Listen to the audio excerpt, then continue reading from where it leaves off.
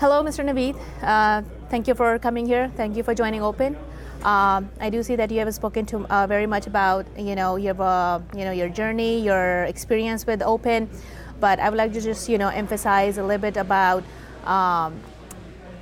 what do you like about Open. Can you just put some highlights on the Open platform? What do you see, the potential in Open?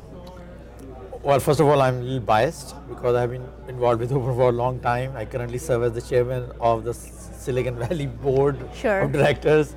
Yes. So I'm a bit biased, so I'll probably only say good things about Open. Good things about it. But the reason I joined Open, a long time ago, because I really believe in the power of networking.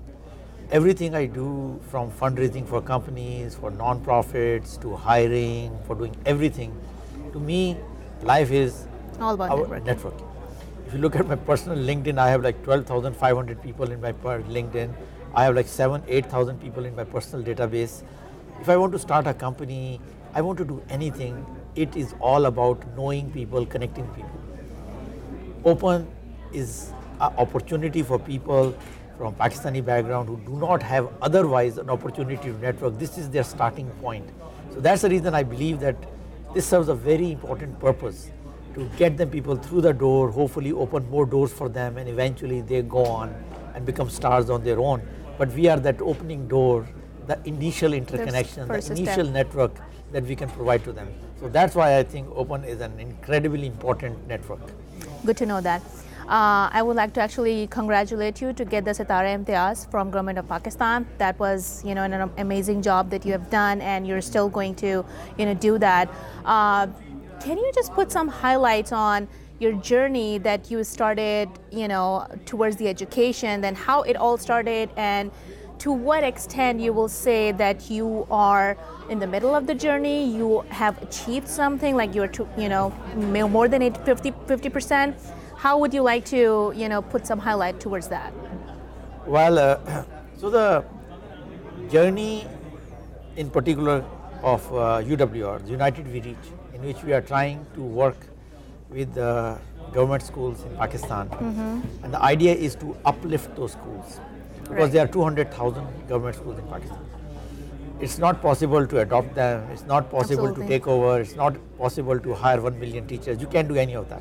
What you can do is to help those schools somehow, so that the teachers become a little better, books become a little better, teaching methods become a little better, analytics become better, attendance becomes better. If all of that happens, maybe the school becomes 10%, 20%, 50% better. Right. That is still better than starting 1, 2, 10, 15 schools. Because if you start 10, 15 schools, it is a drop in the ocean. It will never make an impact.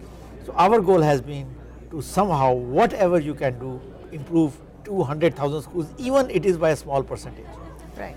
So when we started studying this problem 7 years ago, it became clear to us that the most important thing you can do is to improve the quality of teaching. The way you teach, because we have teachers in Pakistani schools, some of them are great, incredible teachers. Then we have some medium quality, and then a bunch of them are not so great teachers. Why are they not great teachers? Well, there is no opportunity for them to learn. There is no much training possibilities and things like that. So what we came up with eventually is that to create a complete software platform, which is given through a tablet to a teacher. So teacher teaches through the tablet. While teaching, she becomes a better teacher, because that tablet tells her what to say, what to do, what puzzles to give to students, what to joke about in the class. So literally, if you have never been a teacher, it gives you a complete movie script how to behave in a class. What it does is that it makes it easier for the teachers to learn. Oh, this is how I teach. This is how I interact with the student. This is how I should write on the board. This is how I can ask questions. This eventually makes them a bit. Secondly, since these tablets are connected to our servers, we know if they are doing it or not. We know if they showed up in the class. We know who was sitting in the class at the time they were doing it. We use that analytics, give them feedback. Okay. So we tell them, this is what you did. We took the exam of the student the next day. Students didn't learn. You taught, but they didn't learn. okay, let's find out why they didn't learn. Then we help the teacher the next time. So slowly through this process. So it's more of a scrutiny of the teacher that you are looking into, not for the students. I mean, because, so is it just for the school base, or is it going to be on the college base as well? No. Pakistani government colleges. Pakistan, you have to understand something. Just the government schools. Even the government school is only for the primary level. Okay. In Pakistan, 70% of the students who go to the 5th grade never go to the 6th grade.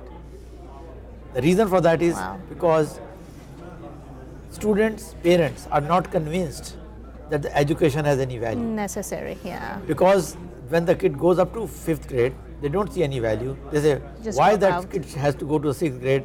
Because when you're in 5th grade, you're already like 12 or 14 years old. So then you can actually work. So they have to decide, should the child go to 6th grade or should it work? And many times they end up asking them to work, because they say, okay, even if you go to 6th, 7th and 8th grade, you'll still be fixing bicycles or working on a motor. If that is the case, why do additional education, right? Right. So we have to improve the quality of the education up to the 5th grade so that they see the value. They say, oh, I see. If this child went to the 6th, 7th grade, he can basically go somewhere in life. So that's kind of the mission what we have right now. That's a very amazing mission. So would you like to, I would not like to take so long, so I would like to have some advice for the parents, so they would know, they would see the idea, they would see the light behind the education, and then what advice you would give to the kids, of course, because they're like so young, like the teenagers. What piece of advice would you like to give to the parents and to the kids? Well, I think we have outlived the advice stage of life. I don't think any advice I can give them will make any difference. The only thing we can do is to show by example. If their kids cannot get better jobs, they cannot have better opportunities in life by going through a better education system, no matter how many lectures I give, you give, or our Prime Minister gives, is not going to make a ding in the whole thing. Right. The only thing that by actual examples, parents have to see somebody who lives in their mohalla, in their city, in their section of town, that went on to get education and got a better job. If you don't have that person, you are not going to make an impact. So I think our job should be to start making these examples happen all over Pakistan, and through evolution people are going to follow that. Because for so long people have been disappointed. What advice I give them or you give them is not going to undo the 70 years of disappointment that they have in our system. Agree. Unfortunately, that's true. But yeah. So that's a very good, amazing thing that you guys have stepped out and come with the plan. So have you actually implemented this iPad thing, or is it still in process? No, it has been implemented. It was implemented 4 years ago. Okay.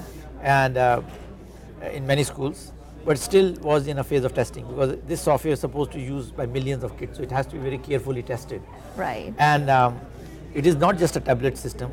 It is a very comprehensive system. It consists of 15, 16 different components. Tablet is one component. Tablet is like the end device that the teacher will have in hand. So that's one device. Right. In schools, we also have these labs, we call digital labs, in which the students go every 2 days and we actually give them assessments so that we can learn. Then we have these servers in the school which do analytics on the teacher-student learning, and they suggest remedial material for every student individually. So as the student assessment, we actually tell the student, well, you have a gap in English lesson 337.6. Here is something you should learn to cover the gap. We do that individually for all the students. For all the students. We have analytics coming out of the things, these assessments. We have analytics coming out of the remedial. We have analytics coming out of the class teaching. We combine all that to create virtual models for each student. We try to understand what are the learning pathways for that child, different than the learning pathways for every child. So based on those learning pathways, then we try providing that material to that child when that child will be sitting on our digital tablet. In addition to that, we also build arts labs in our schools, so that art and creative things are also done, and we also have science labs, so that the students experience science very early age. We do science in pre-K. So our 4-year-olds actually go to a science lab and we have experiments for them to do. Yes. Yeah. Okay. So besides your going through all that journey, you must have been going through come across the challenges and the different aspects of this journey. Would you like to highlight some challenges that you came across and how did you overcome that? Absolutely, you have absolutely have an amazing team, but you would like to put some highlights on that. How did you overcome with that? I work with a lot of young people and I tell them this advice, which I can give advice to anybody who's listening. We train our people for success. I think we should not train them for success. I think we should train them for failure. I'll explain what I mean. People who are trained for success basically participate in some event, and if they do not win or they get very discouraged because they didn't win or they didn't get that prize or they didn't get that post or whatever they want. I think everything which is worth anything in life you cannot achieve without a lot of failure. So I give example. In sales, if you're in sales, you go to 10 clients. Out of the 10 clients, only one client will give you the order, other 9 will say no. If you do not have the courage to take the no from 9, you will never get the 10th order. If you're doing fundraising, the number is even worse. You go to 1,000 people or 100 people, let's say, and 99 will say you no, and only one person will help you do the fundraising. If you do not have the courage to go through the 99 failures, you can never be successful fundraising. Right. So my advice to people, how they see about challenges in life, is they have to see how many things I have to go through in order to get success. So I see challenges like that. I say, okay, I have to climb that mountain. How many steps I have to take in order to climb the mountain? I do not think about the last step. I think about all the steps which you can call as intermediate steps, which other people might say, well, it didn't take you all the way to the end. End is not important. End will happen. If you are putting in the hard work, you don't mind, quote unquote, the failure, end will always happen. I believe that if you keep on working very, very hard, can sustain a lot of failure in your life, you are destined to become very successful. Give you an example. A 14-year-old ice skater in Olympic, when she shows up in Olympic, it is estimated that she has fallen on ice 10,000 times. If you fall on ice 10,000 times, like say 9,999 times, but do not get up the 10,000 time, you will not be selected for the Olympics team. So it's the ability of that 14, 16-year-old little child actually. She started when she was 3 years old. She has been doing ice skating for 11, 12 years. It is her ability to get up and do it again. So the way we have to think about challenges is the same way. It is your ability to get up from the challenge and not the challenge that is most important. So that's what I do in life. That's what I tell other people in life. Great advice. And if is that what you do, challenges go away because there's just another step.